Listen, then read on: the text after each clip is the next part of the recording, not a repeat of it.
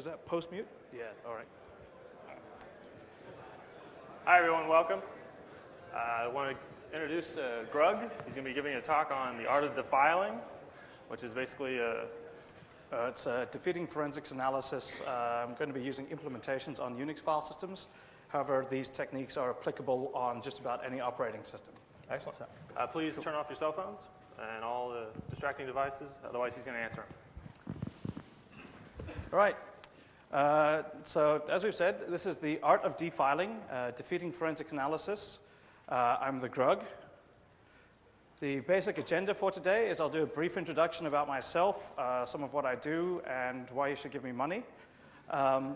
Then we're going to look at forensics.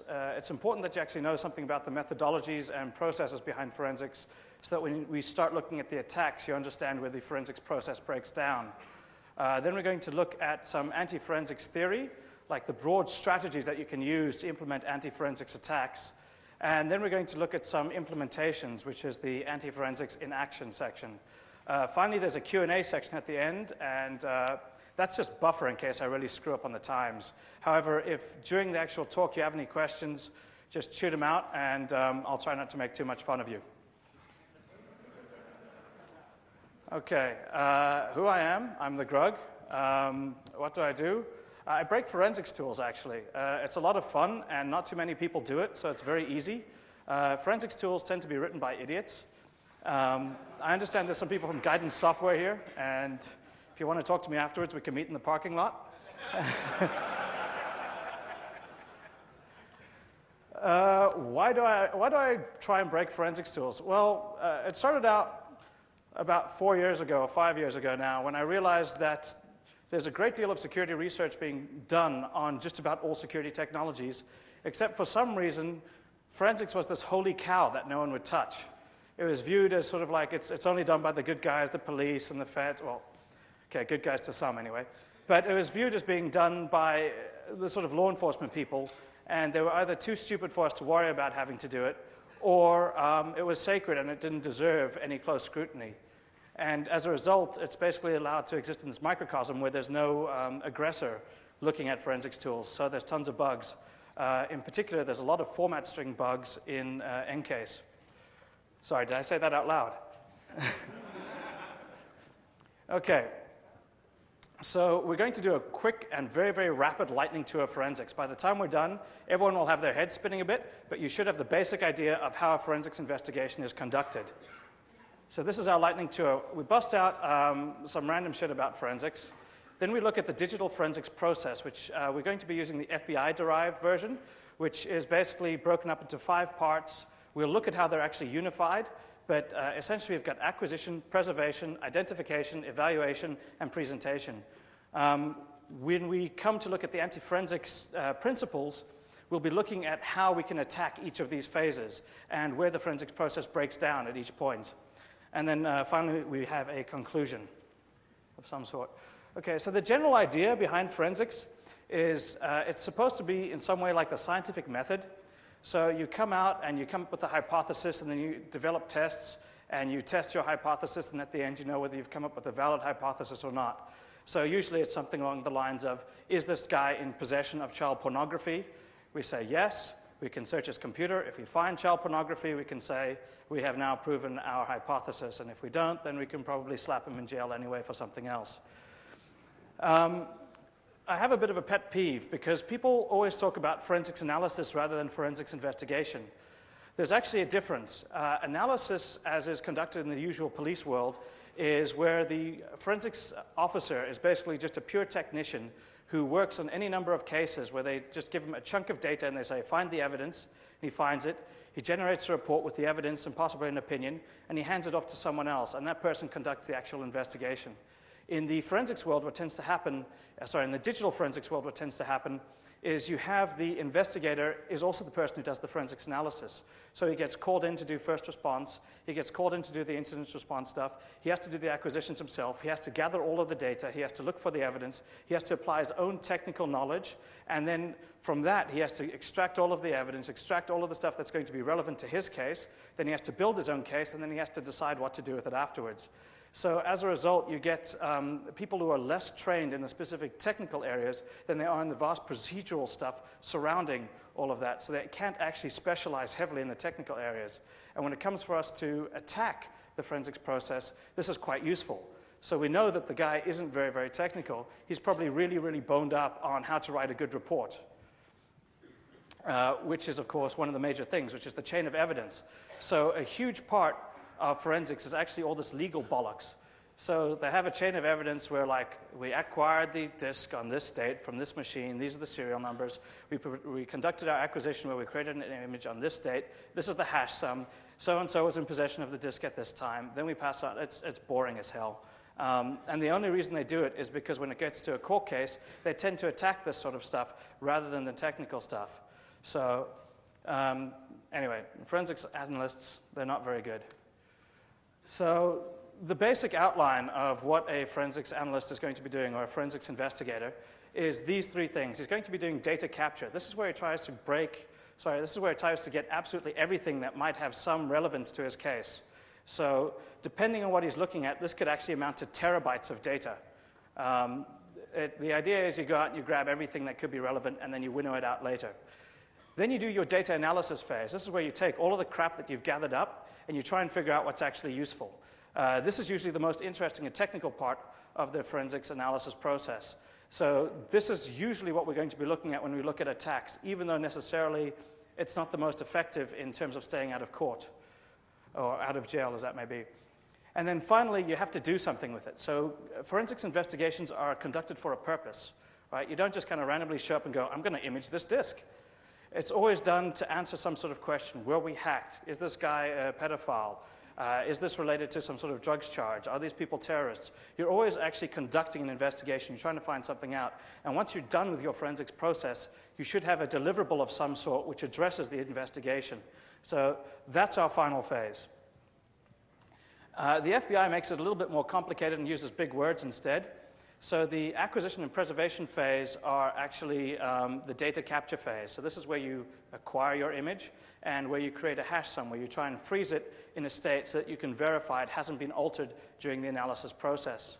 You then have the identification and the evaluation phase. The identification phase is where you look for things that look like they're important, and then you have a separate phase where you decide if they're important. I don't know why they broke that up, but anyway, so you've got two phases. And then finally, you have a deliverable, which is the presentation phase. So the capturing of data for later analysis is usually pretty straightforward. You can use DD, you can use ENCASE, you can use all sorts of stuff.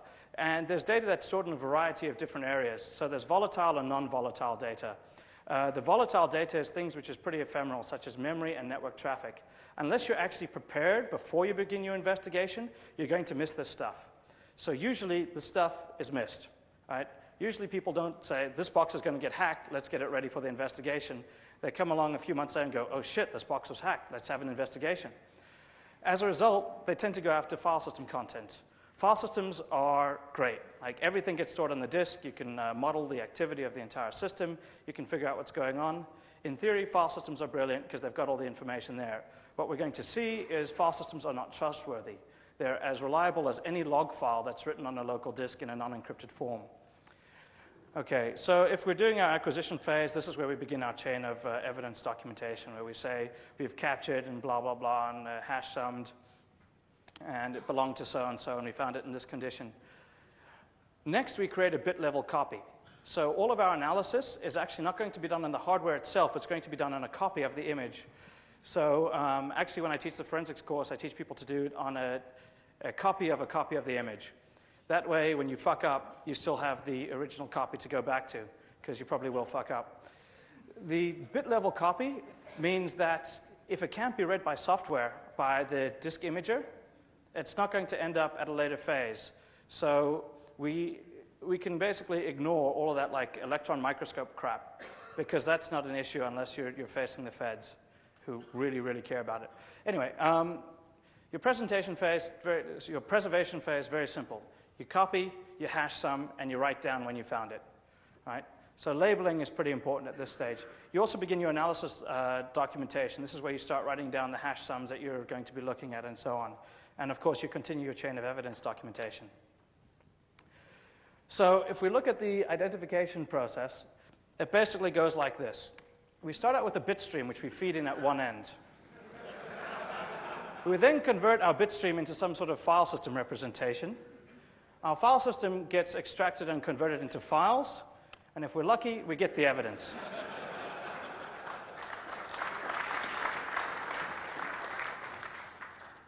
So we start out with a bit-level copy, and we feed that into some piece of software. This software will then have a representation or an implementation of the file system based usually on some work done by an intern over his 3-month break for the summer, usually with very, very bad documentation. As a result, all of this is pretty relative, but basically the idea is we take this bit stream and we convert it into a file system. We can then go through and using the file system information, we can try and extract some data. So the idea is that we have total file system awareness. This software gives us access to absolutely everything that's happened on the file system. The reality is different, of course. But essentially, we can look at things like deleted content, so we can see anything that's been removed from the file system or unlinked from the directory hierarchy but still exists on the disk. We can look at OS-level files, so we can look at log files, we can look at binaries, we can look at that sort of stuff, and we can look at user files, so we can look at anything that's been uploaded or modified or left on the file system. And obviously, we continue our analysis documentation, so we say all the steps that we've taken and all of the stuff that we found.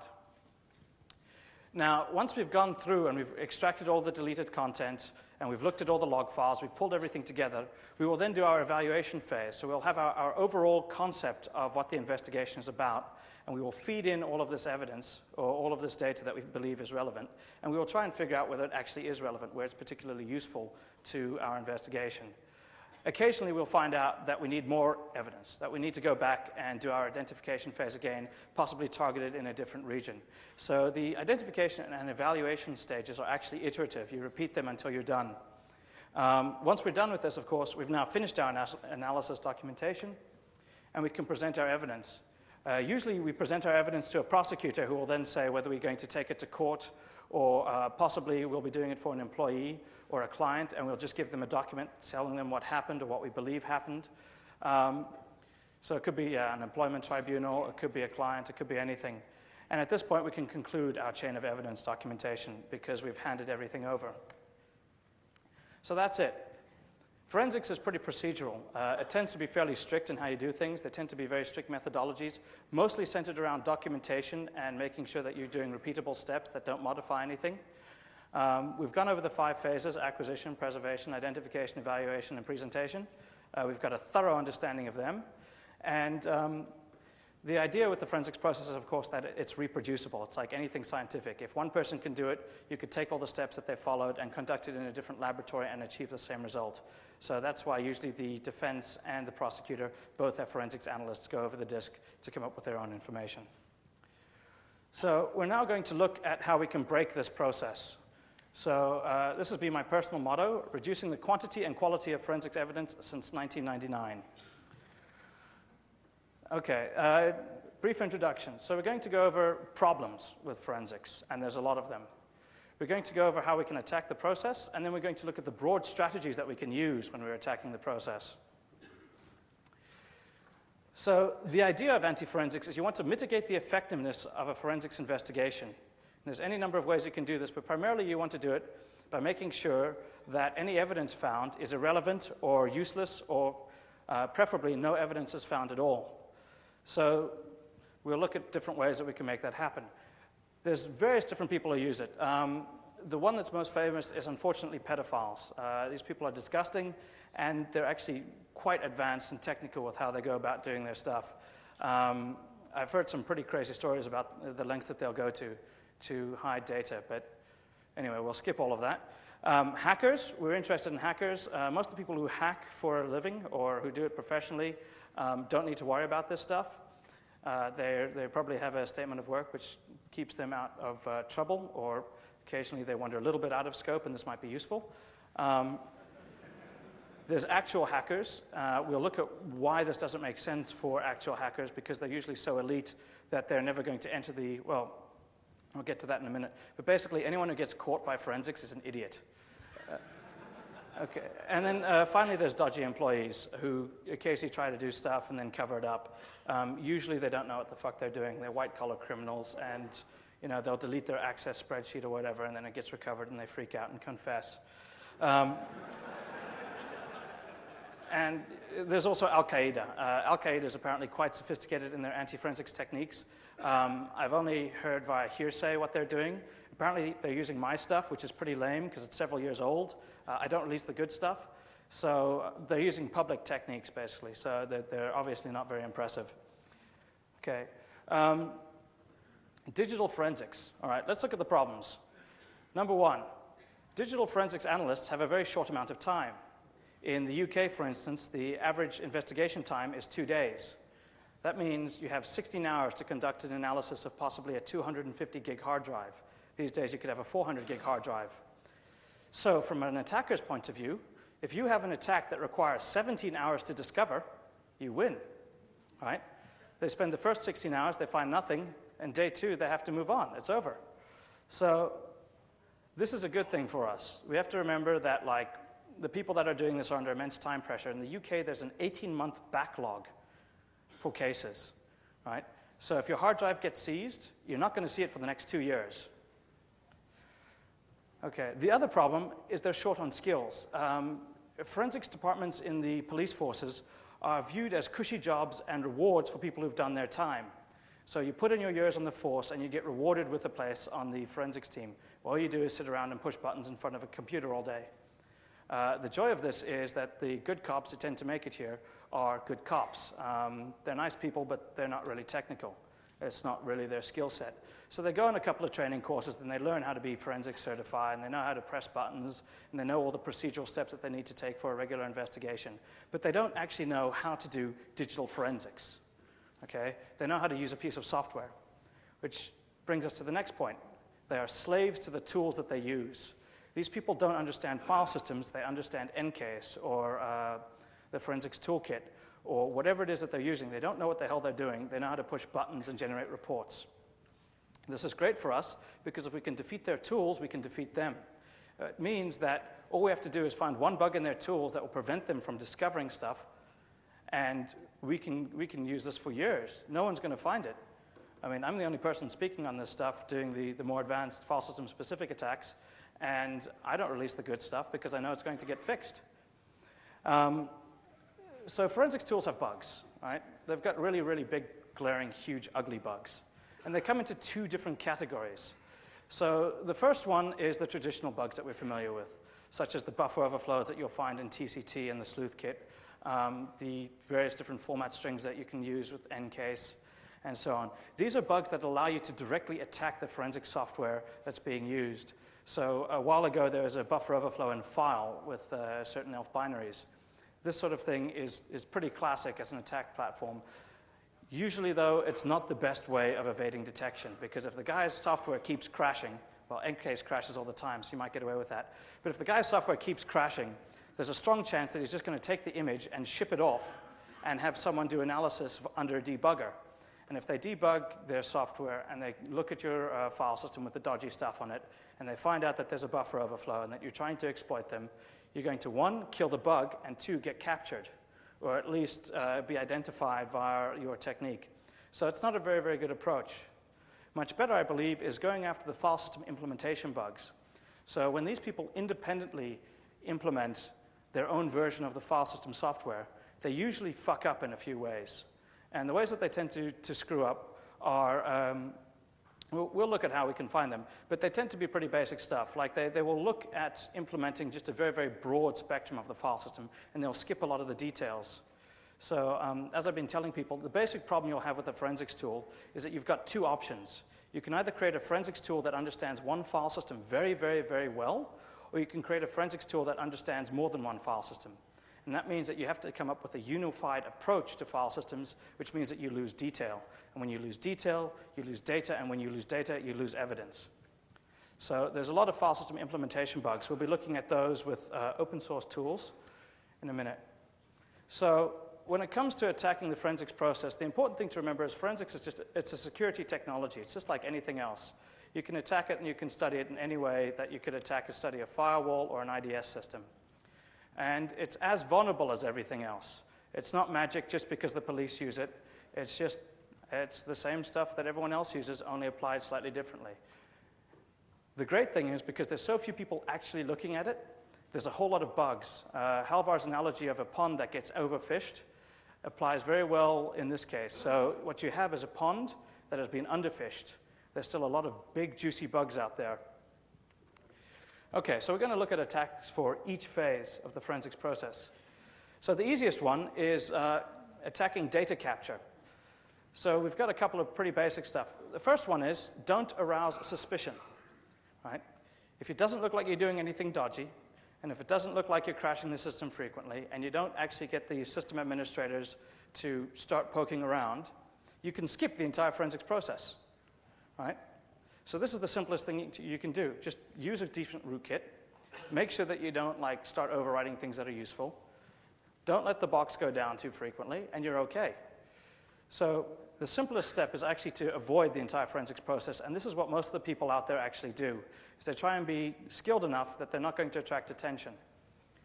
The next one, of course, is you can try and destroy the hardware. This is useful in certain circumstances. It's not very good if they bust down your door and you're sitting there with a ball-peen hammer smacking away at your hard drive. It's going to be a bit suspicious. And finally, you can eradicate the data. If the data isn't there, they can't capture it. So we'll look at a couple of techniques of making sure that there's no data left behind on a file system. There aren't any attacks against the preservation phase. It's primarily a documentation phase. I thought of a couple of things, but they're pretty much pointless. I actually forgot them. They're useless. Okay, so the identification phase and the evaluation phase. This is more interesting in that it's pretty technical stuff that we're going to be doing. So for instance, you could hide the evidence, right? So when they're conducting the identification phase to try and find something that's useful, they're going to look through and they won't see what they're looking for, and you're going to escape evasion or you're going to escape detection that way. So we'll look at some techniques for that. The easiest one, the one that I highly recommend, is you don't actually leave any evidence at all. Right? So you operate in such a way that when they come to do their identification phase, their acquisition phase will have failed. There won't be anything left behind for them to capture and look at. They won't be able to find what they're looking for. And the evaluation phase is pretty simple. It's where you leave things around and they can capture them, but they're encrypted. So they can't actually look at them. They won't be able to figure out what they're doing. There's also proprietary data formats. Like in the old days, people used to use modified versions of tar along with crypt so that they'd be able to capture like this huge blob, but they wouldn't know what the hell it was. They wouldn't be able to extract anything. They wouldn't be able to identify anything. It was just random data. The presentation phase is actually the most successful phase when it comes to attacks. This is the one that gets used most commonly, okay? So the simple one is you basically bring out the Trojan defense. This is where you say, yes, my computer downloaded child pornography, but it was not me, it was a program on my computer. A variation on this is, it was not me, it was an invisible Trojan that you can't find because it deleted itself and someone's just out to get me. This is essentially the Wookiee defense of the intrusion of the InfoSec security, right? And the scary thing is there's now a precedent for it in the UK. So if you get busted in the UK, you can try and use this. The guy who's going to be going against you, Neil Barrett, lost his last case against the invisible Trojan defense. So you've got pretty good odds. The easiest technique, actually, is to just go after the judge and the jury. These people are not technical. They've got AOL accounts, and they have their secretaries print out their email for them. If you come out there and you can basically tell him that there's a whole bunch of big scary words and that he doesn't really understand what's going on, and you target it like that, you're pretty likely to get off. Judges really don't like the idea that there's reasonable doubt out there.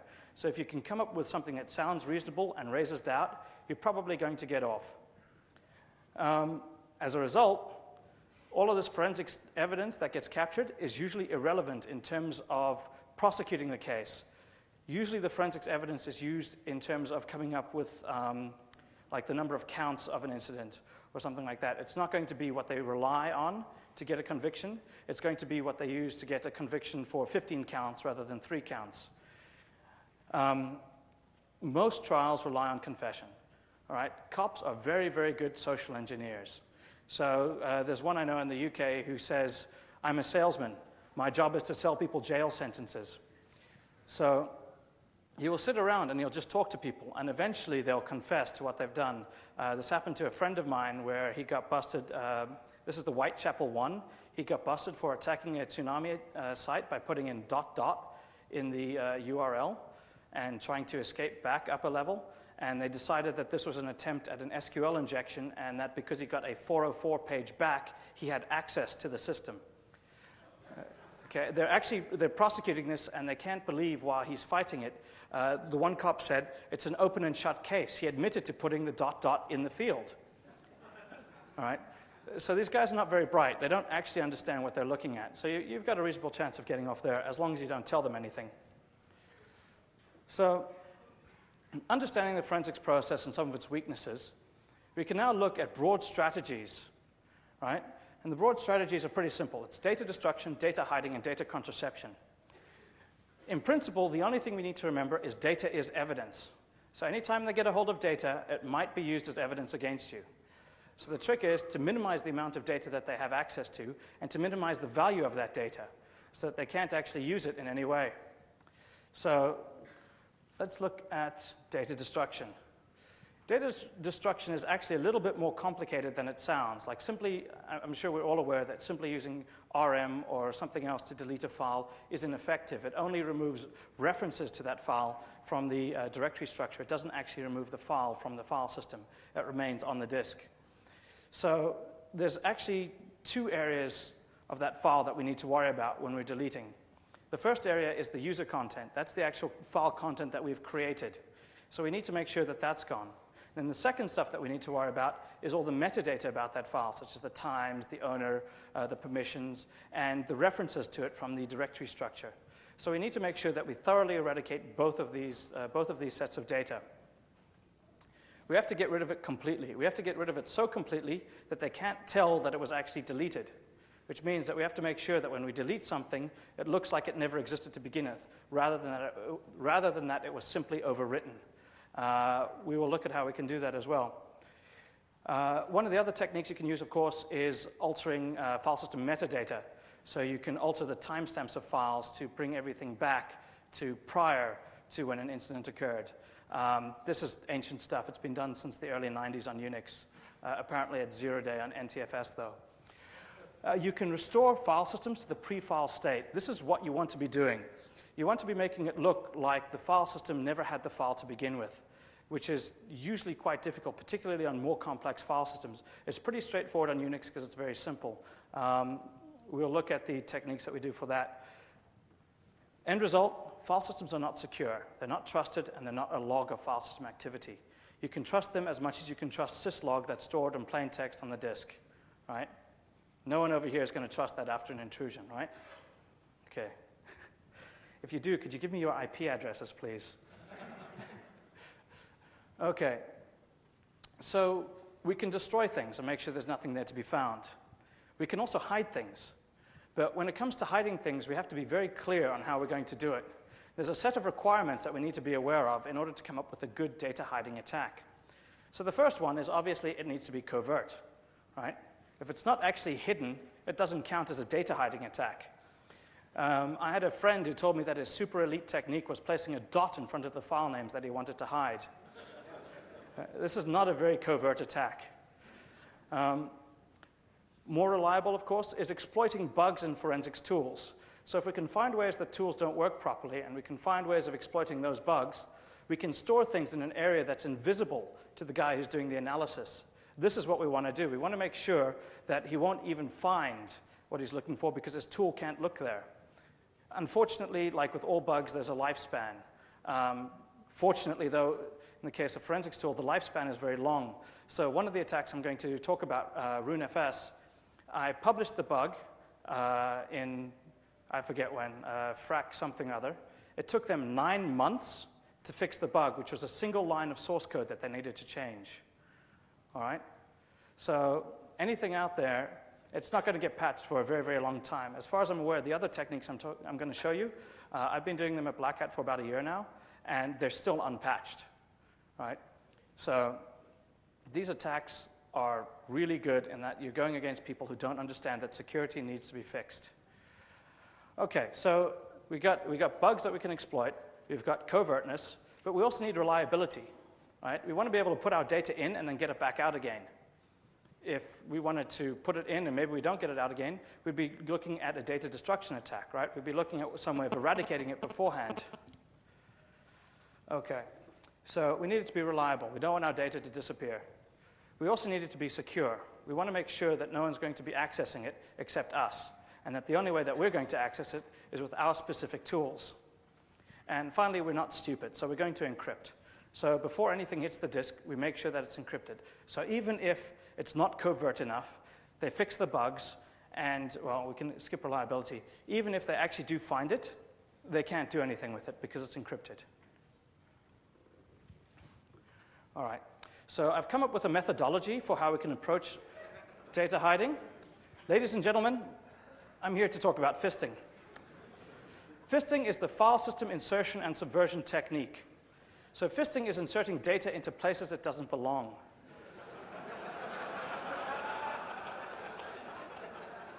Essentially, what we're going to be doing is data storage in metadata portions of the file system. This is quite dangerous. We're going to be modifying portions of the file system that is not meant to be modified. So we're going to be looking at modifying journals. We're going to be looking at modifying directory files. For instance, on Windows, you can modify OLE2 files, which are document formats. It's a pretty powerful technique, but it is dangerous. So you have to remember, obey the FISC. Okay, so right now you're probably wondering, what holes can I fist? Well, if we look at a broad idea of what a file system specification looks like, we've got this big green box. Everything in here is a valid implementation of the file system specification. Then we're going to have FSCK, the file system checker. This is going to implement a very, very broad spectrum of the file system specification to make sure that the file system is consistent and can be used properly by other pieces of software.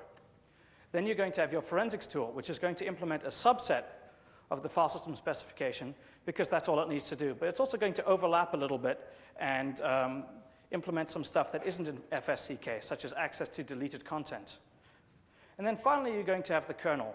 And the kernel is going to, once again, overlap quite a bit and implement a broad spectrum of the file system specification.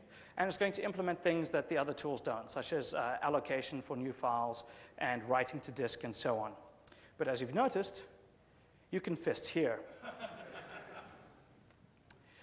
So that's fisting. It's a powerful methodology for attacking the forensics process. You can use fisting on just about anything. It's effective against most forensics analysis. It's effective against all forensics tools. We'll be looking at some implementations in a minute. But to get back to the broad strategies, if we look at the next one, data contraception. So even though we've got data destruction and data hiding, these are not the ultimate attacks. The ultimate attack is not creating any data in the first place. Okay, so there's two techniques to practice safe hacking and implement data contraception. You can reduce the quantity of data that's left behind. So that means that you minimize your disk activity. That means you don't access files, you don't read things from the disk, you don't write things to the disk. And you can use an evidence prophylactic. So we're going to look at several types of evidence prophylactic which are out there, and I'm going to talk about certain implementations. And finally, we can reduce the quality of the data that's left behind, which means that rather than using our own specifically developed tool or technique, we're going to use tools which exist on the system. So we're going to use things which exist everywhere rather than things that we write ourselves. So in terms of reducing quantity, we can use things such as non-evidentiary rootkits and backdoors. These are very common on Windows. They've been more common on Unix for a long time. It basically means in-memory patching.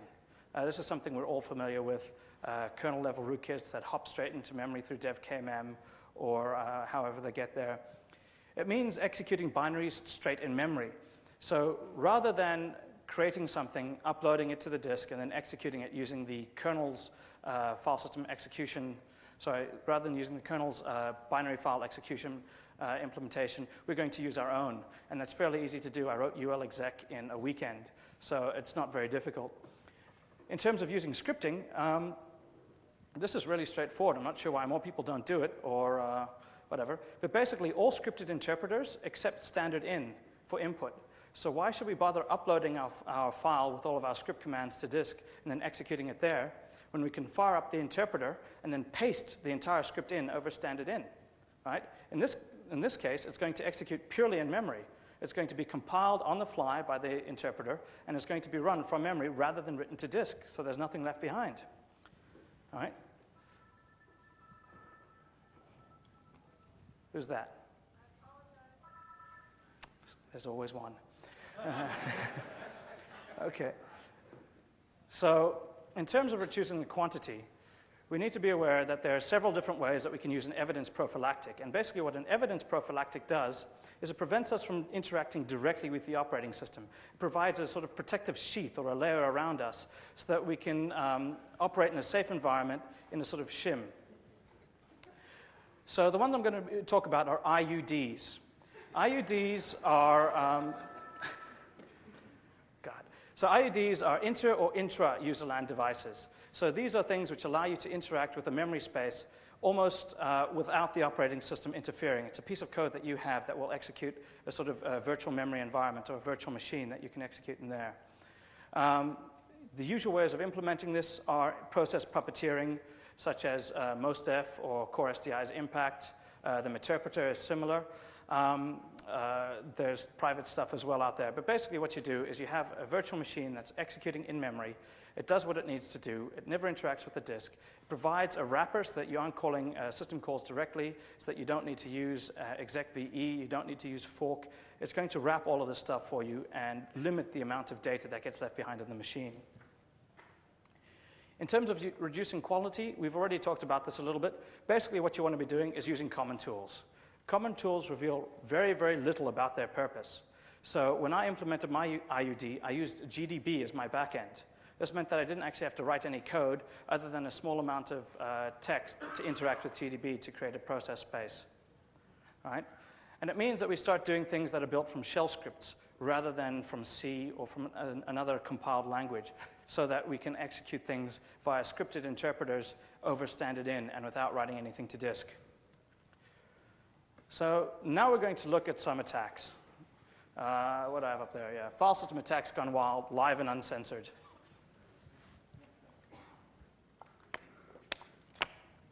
So we're going to look at the three areas that we can interact with a PC to limit forensics analysis.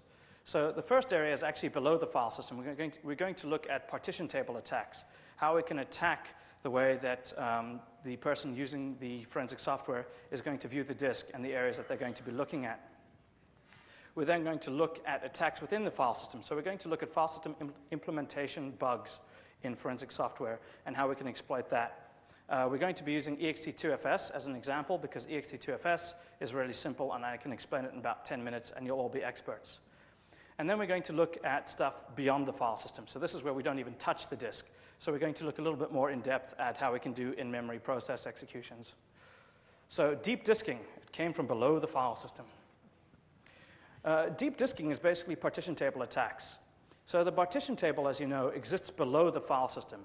It's a piece of code or a couple of data structures which tell software that interacts with the hard disk how to treat it, how to treat chunks of it as portions of a file system or as portions of a separate disk that they can interact with.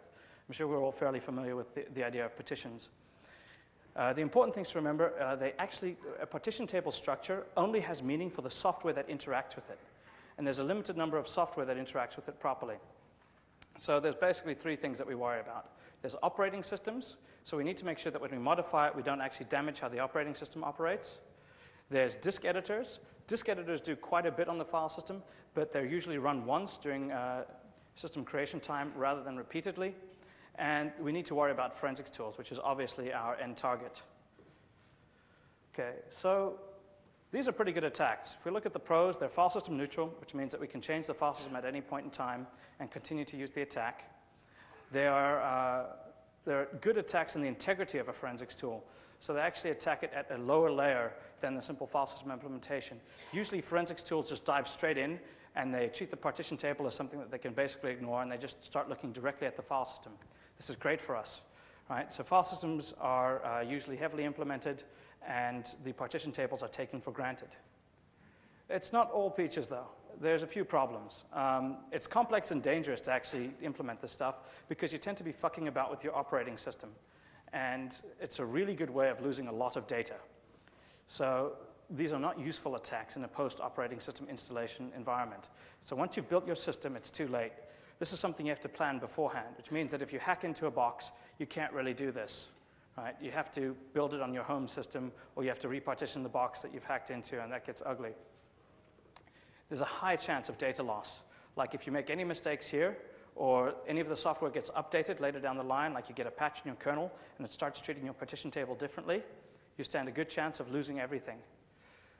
And yeah, this breaks operating systems, particularly DOS, but that's not very important.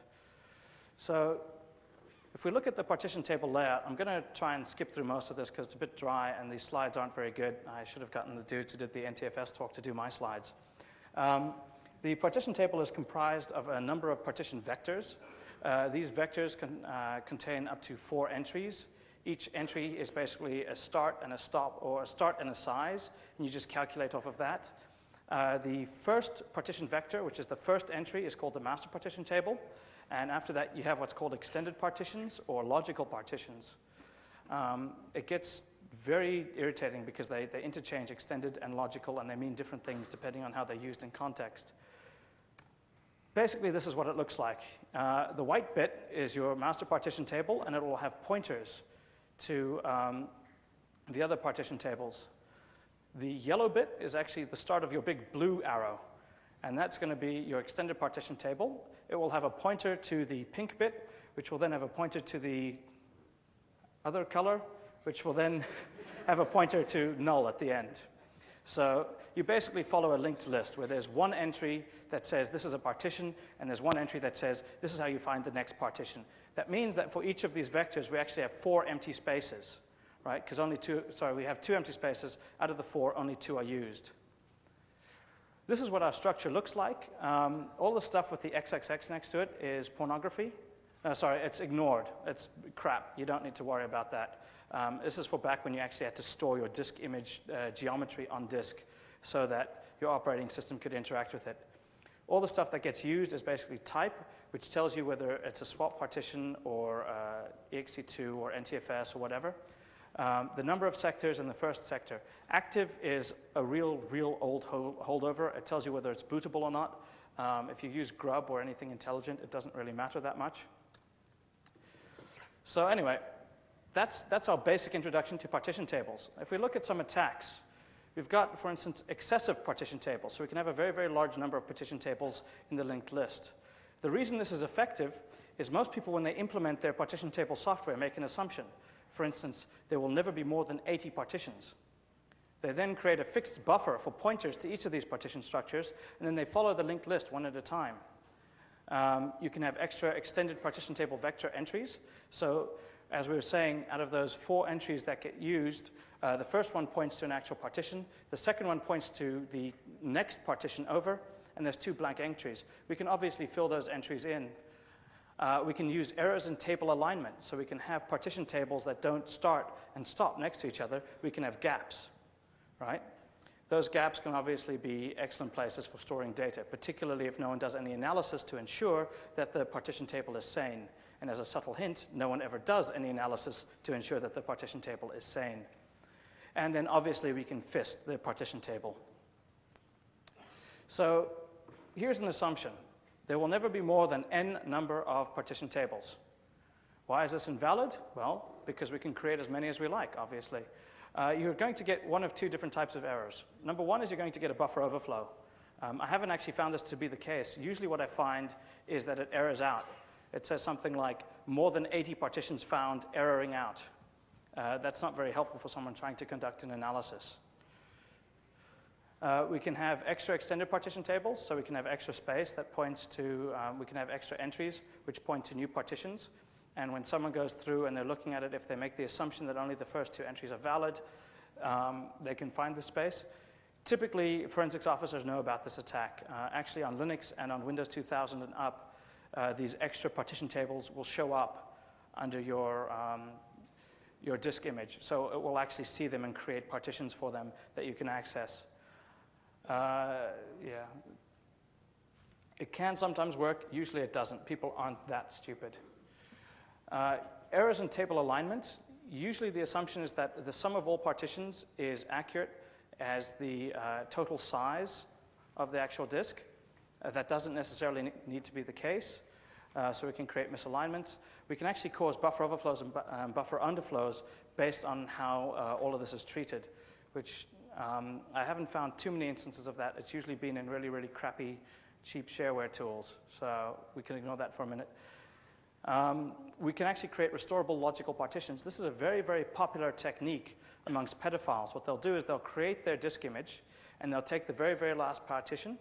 They'll write down where it starts and how big it is, and then they'll use a disk editor to delete it. Then when they want to access their data, they will remount the disk, they will edit it, they will add their partition back in, they'll reboot, they'll go and they'll copy all their data around, then they'll edit it again, take it back out, and bounce the box. As a result, it's not a very effective technique because people know to look for it. We can fist the partition table. The partition table is actually offset from the start of the partition. Each of those partition vectors is 64 sectors away from the start of a partition, which gives us some space. There's space within the actual structure itself. That's 446 bytes. It's not a lot of space. You can store a password in there, I guess. You get about 32K per extended partition. So we can combine these attacks with some other ones and possibly get up to about a meg of space. It's not going to be that great. It's not very, very good for high-capacity storage. Which brings us on to attacks within the file system. So we're going to be looking at file system fisting. How to destroy your file system in just a few easy steps. So we can come in at various different layers, and in order for us to understand that, I'm going to have to explain file systems. So if you bear with me for a minute. Basically, at the file system layer, you have metadata for the operating system. So this is information about the layout and the content and the size of the file system that the operating system will then use when it's accessing all of the content and when it's mounting the file system. You have the content layer, which stores all of the actual content for the user files. You have a metadata layer, which organizes all of those data units and all that content together into actual files, and will also store additional information such as timestamps and so on. And then you have the name layer. And the name layer will basically pair metadata units with file names so that you can actually reference things as lost and found rather than inode 11. Okay, so this is your Unix file system. You've got a superblock, a block, an inode, and a dictionary file. The idea is that the block is a number of sectors that's fixed together. It's a fixed length. You address it. It's stored in a table. You say block 1, 2, whatever. We refer to these as block pointers. You just get used to that. Metadata information is stored in an inode. An inode is one per file. They're unique. They're not reused while the file system is in use, or sorry, while the inode is in use. They can be reused if it gets deleted. This will store reference counts, owners, groups, permissions, timestamps. As we saw before, MAC times, the modification, access, and change times. On Unix, it'll also store, on Linux, under exe2fs, it'll store a deletion time, which is useful. And then it will store a list of data blocks, which will be your actual content. And we'll look at how that's implemented right now. It's stored essentially as a very flexible array of block pointers. So you start out with a number of direct block pointers, which tell you where the data units are. Then you have indirect block pointers, which are an extension to that array. They basically point to a block that stores further direct block pointers. Then you have a doubly indirect block, which acts as a list of indirect block pointers. And then you have a trebly indirect block, which stores a list of pointers to doubly indirect blocks to indirect blocks to direct blocks, of course. So this is a very, very cheesy graphic of how it looks. You have your direct block pointers at the beginning, and they point to actual user content. Then you have a pointer to an indirect block, which will have pointers to direct blocks further out. That's that. So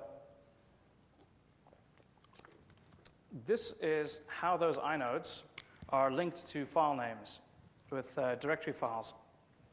This is essentially the structure of the elements in the array which makes up the dictionary file. You have a few key elements. You've got an inode, which is the inode of the file. You've got a name length, which tells you the length of the name. You've got the name array, which stores the name of the file. And then you have the record length. The record length tells you how big this particular structure is. And the reason that this exists is because when we delete a file, we actually increment the preceding record length to now include the deleted file. Excuse me. So this is what we're going to have. For instance, we would have inode 11 as lost and found with a record length of 16. We then have a lame file as inode 13 with, again, a record length of 16.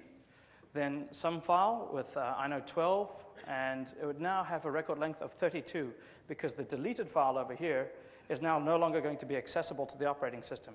It's going to use the record length to iterate over these, and it's going to bounce right past. We will see how this can be used in attacks against forensics tools. So when we look at attacks, there's 4 basic ones I'm going to talk about. There's RuneFS, which is the very first one I did back in 1999. It uses the bad blocks inode to store data. We're going to look at WAFNFS, which uses a spoofed journal file. We're going to look at KYFS, which uses null directory entries. And then we're going to look at DataMuleFS, which uses padding and reserved data.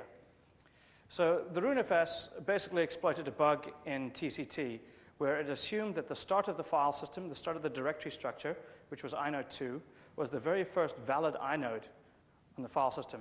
That's incorrect. The first valid inode is actually inode number 1. So there was a bug which allowed you to access, which basically prevented the forensics analyst from accessing your data. It couldn't see below inode number 2. This was the code that they had, roughly. It was if less than root inode or greater than last inode, return bad inode. So our implementation is very, very simple. We just use a regular data file. We'd use our own implementation of ext2 to access the disk directly. We could store as much as we liked, basically. I think we topped out at 2 to 4 gigs. WAFNFS, on the other hand, is a more sophisticated fisting attack. We basically take an ext2 file system, and we add a new metadata structure to it, which is a journal. And this creates an ext3 file system. Now, as it happens, the kernel determines the file system type not based on the headers or the actual content of the file system, but rather on the entries in the etcfs tab. Unfortunately, FSCK doesn't have the privilege of using the etcfs tab, so it has to use the information on the file system itself. So you now have a situation where the kernel and the FSCK are viewing the file system differently.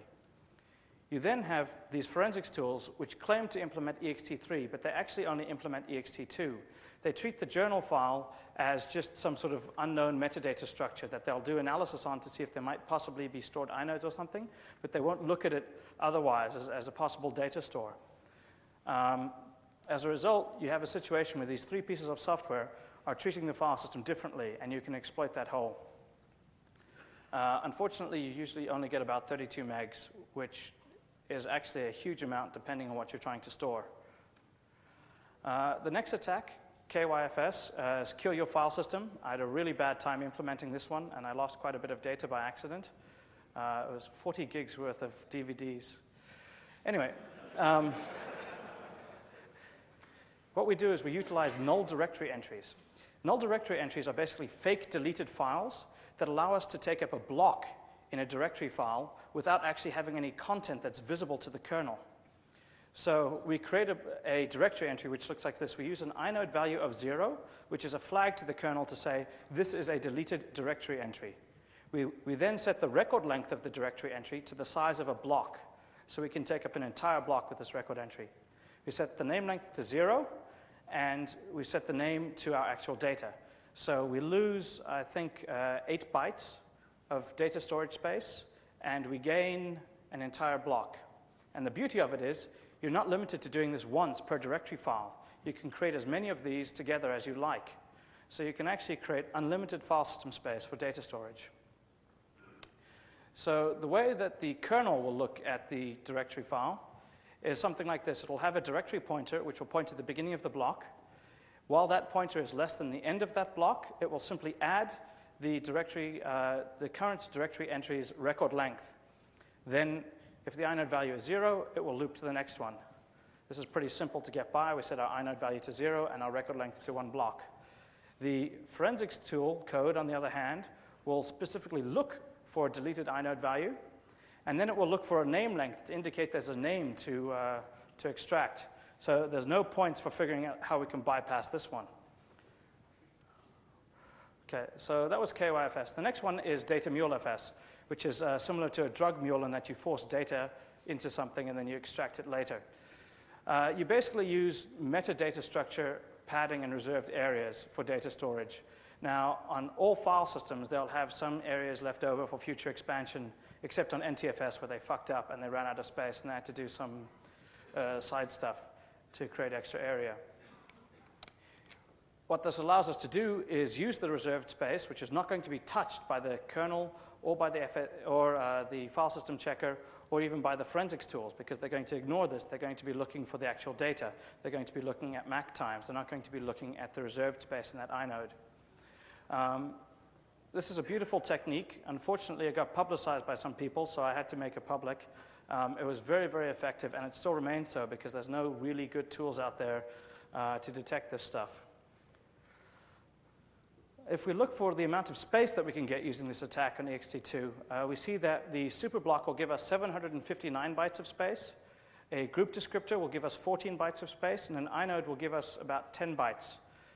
So for every 1 gig of space on an ext2 file system using the default 4K block size, we end up with, you can see the numbers up there, but basically we end up with about a megabyte of space in inodes alone that we can then use. So for every gig that you have on your file system, you now have 1 meg of hidden data storage space. So those are several implementations of attacks against file systems. We can now move beyond file systems, and we can look at things that we can do simply in memory. So classic implementations of in-process execution are MOSDEF and syscall proxying from Core Impact. Metasploit obviously has the Meterpreter, which falls into this category, and there's also some private tools out there which do similar techniques. In-memory execution stuff that was developed specifically to attack the forensics process would be RExec, which I released last year, I think. I can't really remember. And FTrans, which was developed by the FRAC High Council and released about a week after I released Userland Exec. FTrans was billed as anti-honeypot technology, which is basically anti-forensics technology in a very, very forensically hostile environment. Personally, I think there's a lot better attacks against honeypots because CBEC has buffer overflows in the kernel. GDB-based process puppeteering, right? So you can use common tools rather than custom tools. FTrans was based on using a custom tool as a server at the remote end. I prefer to use GDB.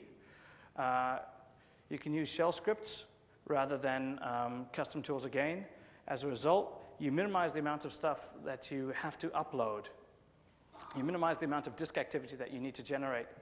I've seen all sorts of stuff implemented in shell scripts. I've seen file system preservation tools. These will go through and they will scan the file system. After you've conducted your intrusion, you'll then scan the file system to see its current state. You'll then store that state. You'll conduct your backdooring or your installation of whatever, and then you will then restore the state of the file system to the pre-intrusion or just immediately post-intrusion state. So it speeds up your cleanup, and this has been done just with shell scripts. There's also shell script log cleaners and shell script backdoors. So for instance, we can use Gawk to create a backdoor. For some reason, the GNU people thought that you needed to have socket capabilities in a text editing tool. I don't know, GNU's not useful. So we can create, I don't know how many lines it is. It's less than 20 lines, and this is a complete backdoor that will listen on a port, accept commands, execute them, and return them. And obviously, we could fire up Gawk locally and then just cut and paste this in, and it will run purely in memory. Okay, that's it. Forensics is vulnerable. It's not secure. There's a lot of different ways that we can defeat forensics technology, primarily going after the process or the tools or possibly the end game when we end up in court. File systems are not an accurate log of system activity. They cannot be trusted. And finally, we've owned your file system. Questions? Yo.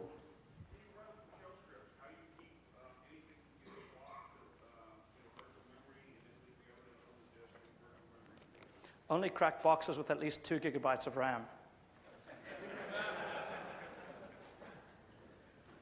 Now, you can't be sure that that won't happen, but what tends to happen is things which are used very, very frequently, such as bash or other system-level activities, are kept in RAM rather than swapped out, right?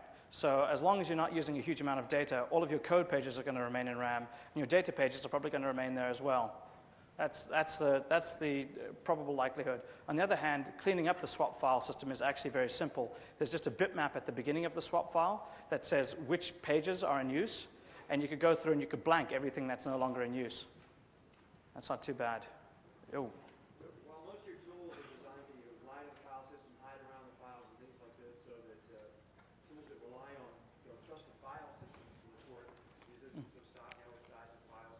How about just raw analysis of the disk, like got DD, dev, HDA, and you just feel the tools are so unsophisticated at that level, like disk carving tools that. Well, okay, so the question is basically like, what about raw disk analysis rather than interpreting the file system?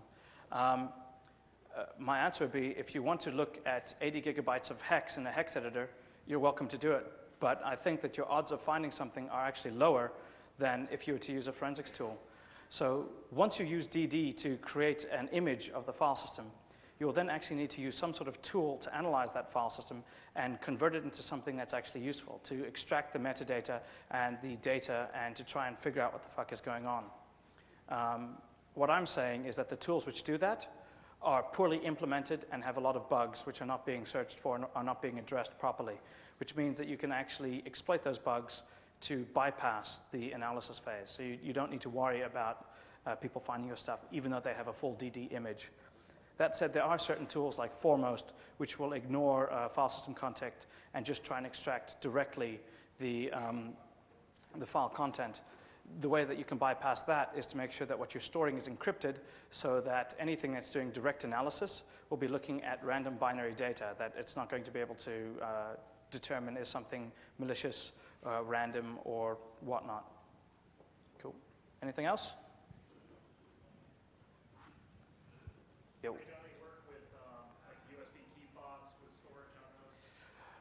No, not specifically. I did do some work on developing a secure Linux, which would be based on a Knoppix distribution with 2 USB keys, one for an encrypted home partition and one for keys.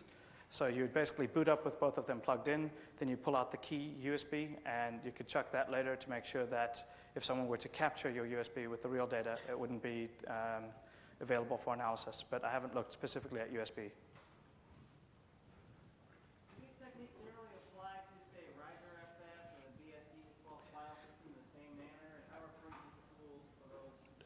Okay, well, there's a whole bunch of like new file systems starting to appear on Linux, like XFS, JFS, RicerFS, and so on. Basically, they're kind of difficult to implement, and as a result, a lot of the forensics tools don't bother.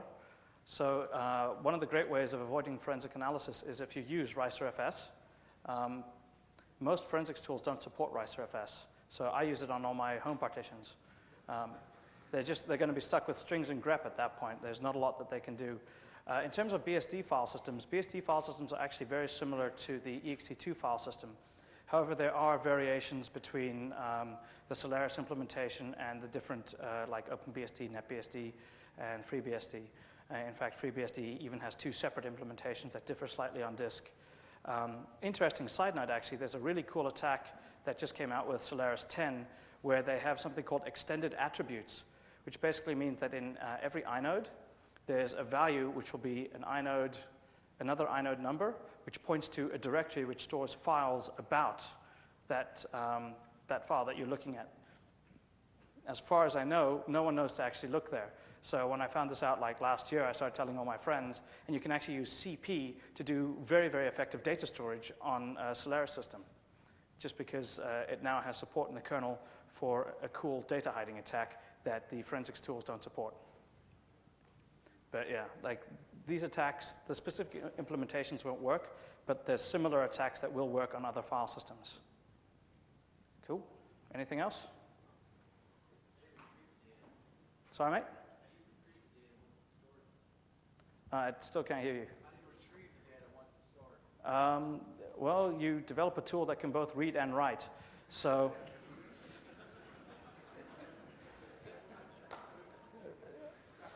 essentially the idea is that when you store the data on the disk, you'll be executing your tool in memory, so you'll copy it up into RAM, you'll run it there, it will interact with the file system, it'll take your data off the network, off the wire, chuck it in there, and then it will vanish when you're done.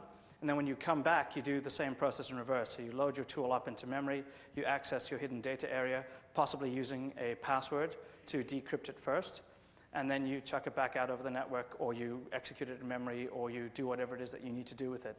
But it is literally just the tool development that you use. Yep.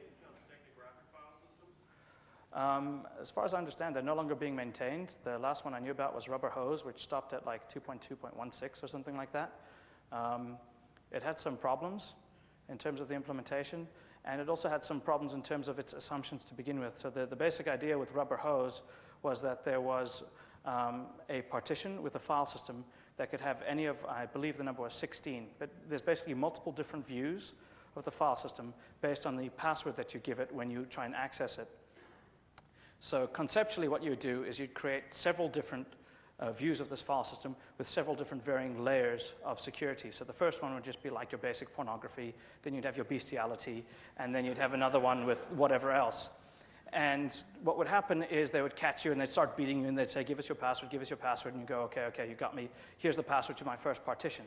And you'd give that out as if you'd now leaked all the goods, and they'd be able to go through and they'd get your pornography. And they go, okay, well, I guess you're hiding your pornography, which kind of makes sense, but we can't bust you for it, so you're okay. And then if they didn't believe you and they keep beating you, then you give them the second one.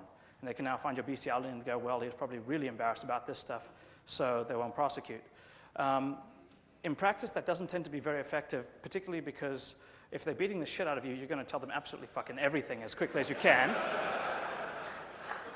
And the other one is they're actually really, really effective social engineers. So if you're talking to them at all, you're going to spill the beans, which is why I say, like, just don't talk to them.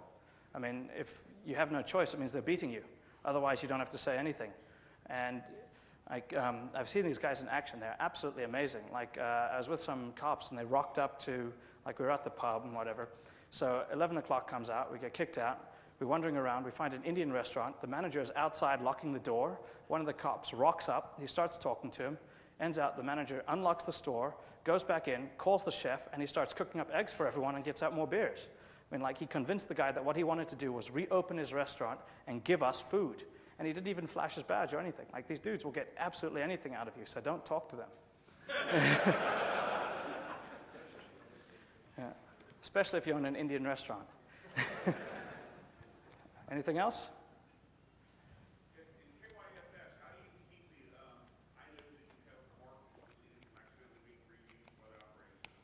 You don't actually use inodes. That's the beauty of it. You just use the actual directory file itself for the data storage.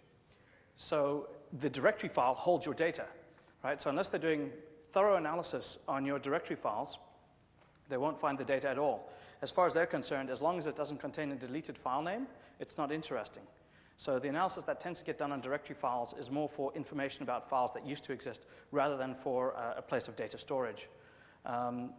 You can, like, the implementation I have does some pretty cool, like, spanning tree type stuff where it, like, spreads out and all the stuff. And you basically just give it a root directory and it follows everything down and just adds extra space to all the directory files it finds. So if you pick a good directory, something that is not updated frequently, something that is basically left as is, such as hypothetically user share locale, you will get 72 entries for, like, all of the different locales which are supported, and each of those will be a separate directory, and no one ever fucking looks in there. All right. Anything else? Nope. Cool, we're done. Thank you.